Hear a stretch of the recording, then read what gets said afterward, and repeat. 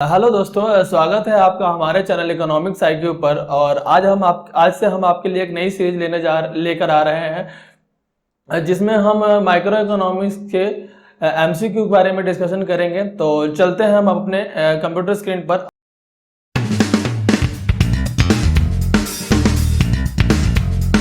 तो हमारा जो क्वेश्चन नंबर 1 है कि economics is the study of Mankind in ordinary business of the life. This definition was given by the.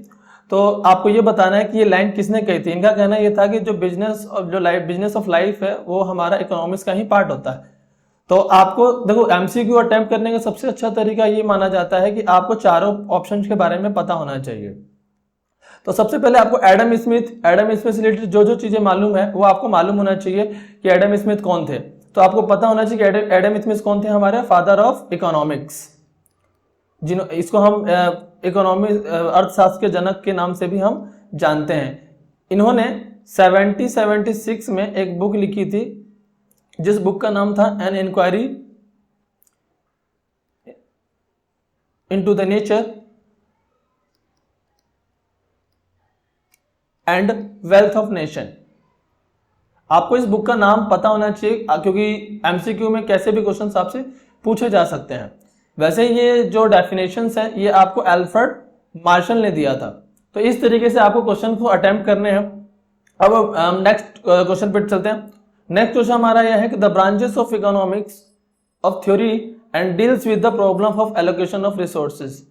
कि आपको पता होना चाहिए कि इकोनॉमिक्स से कितने ब्रांचेस होते हैं हमारे पास। तो इकोनॉमिक्स के जो ब्रांचेस हैं वो हमारे पास होते हैं आपके दो। एक होता है आपका माइक्रो इकोनॉमिक्स और एक होता है आपका मैक्रो इकोनॉमिक्स।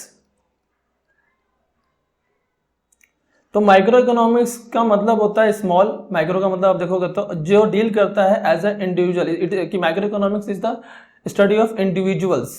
इंडिविजुअल मतलब कोई एक व्यक्ति हो सकता है, कोई एक फर्म हो सकती है। और मैक्रो इकोनॉमिक्स डील करता है as a aggregate, as a whole. So allocation of resource मतलब रिसोर्सेज का बंटवारा कैसा होना चाहिए, वो जो पार्ट है it is the part of micro economics.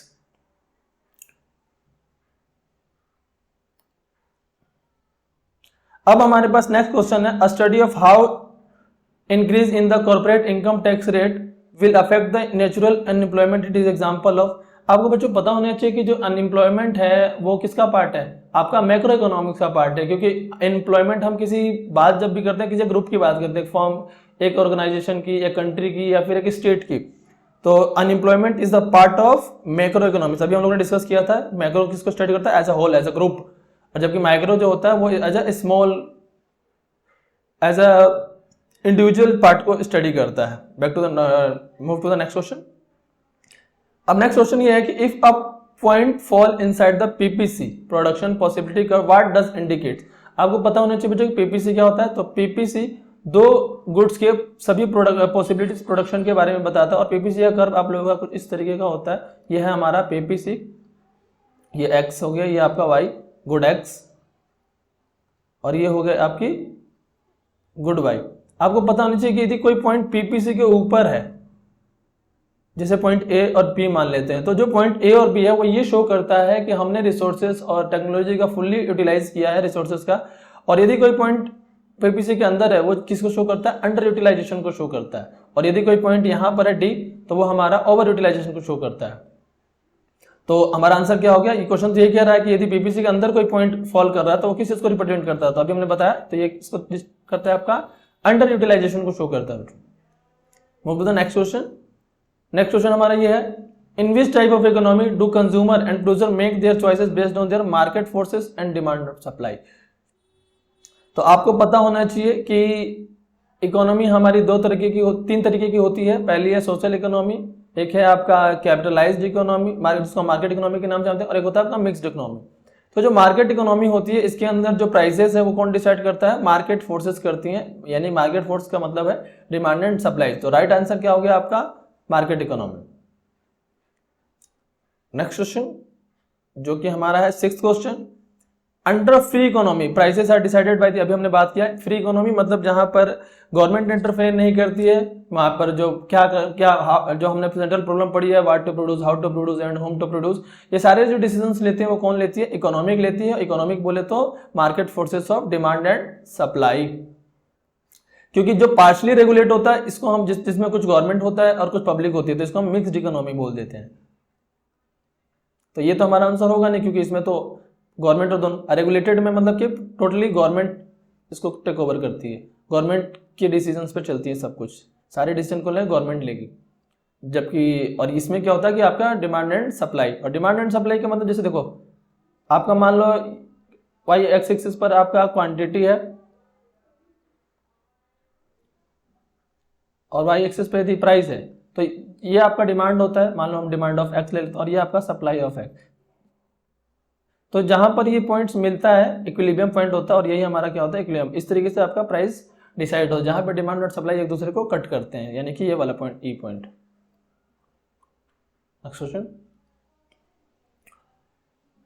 Which of the following fall under the micro economics. अभी हम लोगों ने डिस्कस किया कि माइक्रो इकोनॉमिक्स का मतलब क्या होता है, कि माइक्रो इकोनॉमिक्स डील्स करता है एज ए इंडिविजुअल, तो और मैक्रो इकोनॉमिक्स डील करता है एज अ होल। तो नेशनल इनकम किसकी बात करते हैं? नेशनल इनकम मतलब एक नेशन की, एक कंट्री की। तो कंट्री की क्या है? आपका माइक्रो का पार्ट है, मैक्रो का पार्ट है, तो ये आंसर तो होगा नहीं।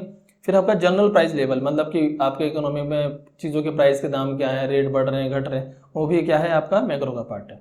फिर आपका नेशनल सेविंग एंड इन्वेस्टमेंट, एक तो वर्ड नेशनल आ गया और इन्वेस्टमेंट, तो ये आपका भी पार्ट हो गया मैक्रो का, तो ये भी आंसर नहीं है। तो राइट आंसर क्या हो गया? फैक्टर प्राइस है। फैक्टर प्राइस का मतलब आपका हो गया land, labour, capital and entrepreneur, इनकी जो कॉस्ट होती है ये हम पढ़ते हैं माइक्रो इकोनॉमी से। आपने देखा आपके पास चैप्टर्स भी है, कॉस्ट, प्रोडक्शन, रेवेन्यू वगैरह।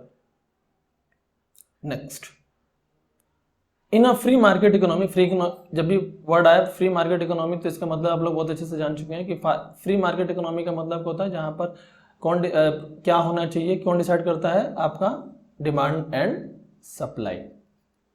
When the consumer increase their purchase of demand, कि यदि कंज्यूमर गुड्स के चीज़ों को दाम को यदि बढ़ा दे तो क्या होगा? यदि वो डिमांड ज़्यादा चीज़ों को खरीदने लगे, तो जब भी कोई चीज़ को ज़्यादा वो खरीदने लग जाएंगे तो क्या होगा? आपका डिमांड बढ़ जाएगा आप लोगों का, और डिमांड बढ़ और सप्लाई क्या हो जाएगी? आपकी कम हो जाएगी, और जिसकी वजह से क्या होगा? जब भी डिमांड बढ़े और सप्लाई कम बढ़े तो यानी कि प्राइसेस क्या हो जाएंगे? आपके बढ़ जाएंगे। तो राइट आंसर क्या हो गया आपका? Demand and supply.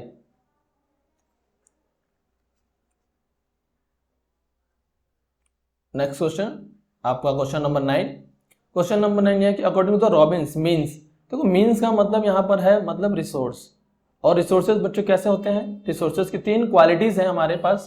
पहला कि ये स्केयर्स होती हैं।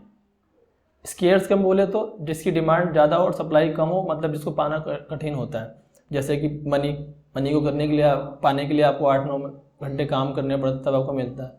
फिर और क्या है? ये लिमिटेड है।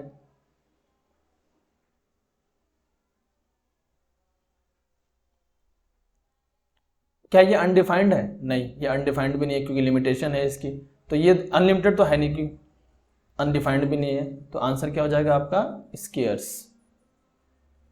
अब क्वेश्चन नंबर बच्चों 10 आया है कि which of the following is not a factor of production, और ये मैं आप पे छोड़ता हूं, आप इसका आंसर मुझे कमेंट सेक्शन में देंगे और मैं उसका फिर आपको कमेंट में बताऊंगा कि आंसर सही है या गलत। और इसी तरीके के आप एमसीक्यू सीरीज से हमारे साथ जोड़ सकते हैं, और हम हर 2 दिन बाद या 3 दिन बाद आपका हर चैप्टर वाइज इसी तरीके के एमसीक्यूज लेकर आते रहेंगे। तो धन्यवाद, और जो भी कोई यदि नया है हमारे इस चैनल पे तो प्लीज़ इसको सब्सक्राइब कर लें और अपने दोस्तों के साथ शेयर करना बिल्कुल ना भूलें। तो नमस्कार, धन्यवाद, और मिलते हैं हम आपसे नेक्स्ट वीडियो में।